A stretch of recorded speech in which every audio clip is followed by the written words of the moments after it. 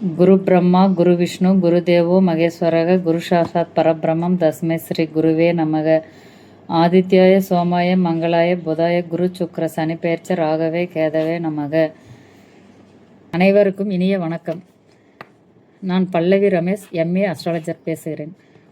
ஸ்ரீ ராமானுஜர் வேத ஜோதிட கல்வி நிலையத்திற்கும் அந்நிறுவனத்தில் பணிபுரியும் ஜோதிட குருமார்களுக்கும் எனது முதற்கண் வணக்கத்தை தெரிவித்துக் கொள்கிறேன்.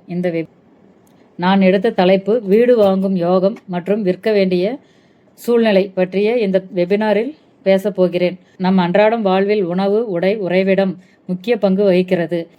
வீடு என்பது ஒரு மனிதனின் தனிப்பட்ட தகுதி குறியீடாகவே மாறியுள்ளது.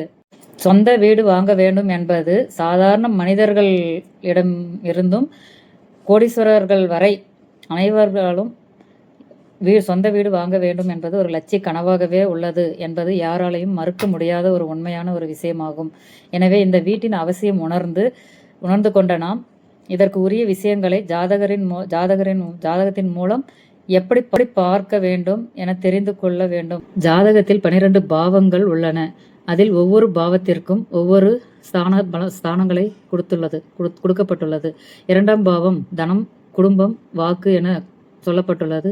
3ஆம் பாவம் முயற்சி ஸ்தானம் என்றும் சகோதர ஸ்தானம் என்றும் சொல்லப்படுகிறது. ஆனால் 4ஆம் பாவத்தை வீடு பாவம் என்று யாரும் சொல்வதில்லை. ஏனென்றால் அதை சுகஸ்தானம் என்றே சொல்லப்படுகிறது. அது மட்டுமல்ல, நாம் இப்பூமியில் ஜனிப்பதற்கு முன்பு நாம் வாழ்ந்த இடம் அன்னையின் கருவறை. சுகமாக இருந்தோம். பிறந்ததற்கு பின் இப்பூமியில் வாழ வீடு மிகவும் முக்கியமானதாக உள்ளது. அதனால்தான் அக்கால முனிவர்களும் சித்தர்களும் 4ஆம் பாவத்திற்கு சுகஸ்தானம் என்று அக்கால முனிவர்கள் பெயரிட்டுள்ளனர்.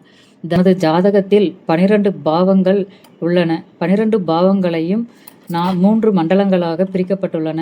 தர்ம, அர்த்த, காமம், மோட்சம் என்றும், அதாவது அறம், பொருள், இன்பம், வீடு என்று பிரிக்கப்பட்டுள்ளன. இதில் முதல் மண்டலத்தில் மேச மண்டலத்தில் வரக்கூடிய முதல் 4ஆம் பாவத்தையே நாம் சுகஸ்தானம் என்று வீடு பாவம் என்று குறிப்பிட்டு சொல்வதில்லை. சுகஸ்தானம் என்றுதான் சொல்லப்படுகிறது.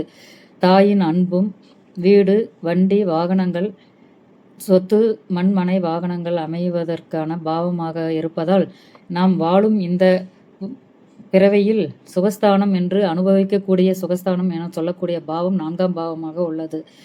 இந்த 4ஆம் பாவத்தின் வழியாகத்தான் அனைவருக்கும் சொந்த வீடு என்ற ஒரு அந்தஸ்தை கிடைக்கிறது. சொந்த வீடு அமைவதற்காக அனைத்து மக்களும் தன் வாழ்நாள் லட்சியமாகவே எடுத்துக்கொள்ளப்படுகின்றன. இதை பற்றிய சொந்த வீடு அமையுமா, யாருக்கெல்லாம் சொந்த வீடு அமையும், சொந்த வீடு தடைப்படுவதற்கான காரணங்கள் என்ன, வீடு வாங்கியும் அதில் தங்க முடியாமல் வீடு விற்கக்கூடிய நிலை யாருக்கெல்லாம் இருக்கிறது என்பது ஜாதக ரீதியாக ஜோதிடத்தின் மூலம் நீங்கள் தெரிந்து கொள்ள நாங்கள் 25ஆம் தேதி வெபினார் கிளாஸ் வைத்துள்ளோம். அதில் ஸ்ரீ ராமானுஜர் ஜோதிடர்கள் கலந்துரையாடுகின்றனர். நீங்கள் உங்களுடைய சந்தேகங்களையும் உங்களுடைய ஐயப்பாடுகளையும் எங்களுடன் கலந்துரையாடி உங்களுடைய சந்தேகங்களை தீர்த்து கொள்ளலாம்.